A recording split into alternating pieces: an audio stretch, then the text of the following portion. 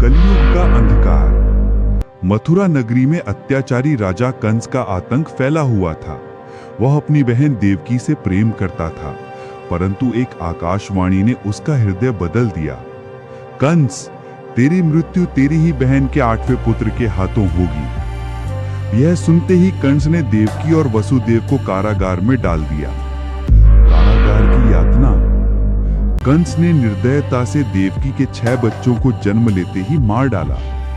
कारागार की ठंडी दीवारें, लोहे की जंजीरें और पहरेदारों की कठोर निगाहें। हर दिन देवकी और वसुदेव केवल भगवान की शरण में प्रार्थना करते रहे। 7वें गर्भ का चमत्कार। 7वें गर्भ में बलराम जी का अवतार हुआ, परंतु योग माया के प्रभाव से वे गर्भ रोहिणी के गर्भ में स्थानांतरित हो गया। कंस को कुछ पता ही नहीं चला। 8वें गर्भ की आहट। देवकी के गर्भ में स्वयं भगवान विष्णु ने प्रवेश किया। कारागार में एक अद्भुत आभा फैल गई। वसुदेव ने महसूस किया, ये साधारण बालक नहीं, स्वयं परमेश्वर हैं।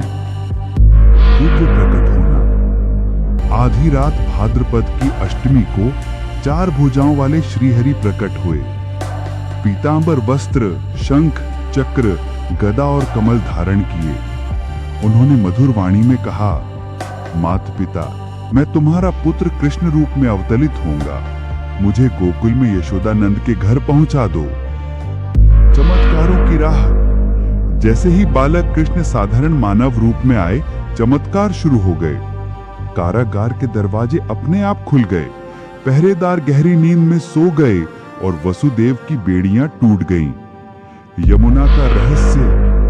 वसुदेव बालक को टोकरी में रखकर यमुना नदी पार करने लगे। आधी रात की लहरें उफान पर थीं, पर भगवान के चरणों को स्पर्श करने के लिए यमुना झुक गई। सांप शेषनाग ने अपना फन फैलाकर कृष्ण की रक्षा की। गोकुल में नई सुबह। गोकुल में उसी रात यशोदा ने एक कन्या को जन्म दिया। वसुदेव ने बालक कृष्ण को वहां छोड़कर कन्या को लेकर वापस कारागार लौट आए। योग माया का रहस्य। कंस ने जैसे ही कन्या को मारने की कोशिश की, वह देवी योग माया के रूप में आकाश में प्रकट हुई और बोली, अरे मूर्ख, तेरा काल तो कहीं और जन्म ले चुका है। कंस क्रोध से भर गया, परंतु उसे कृष्ण का ठिकाना नहीं पता था। गोकुल की हंसी। गोकुल में नंद बाबा ने बालक का नाम रखा कृष्ण।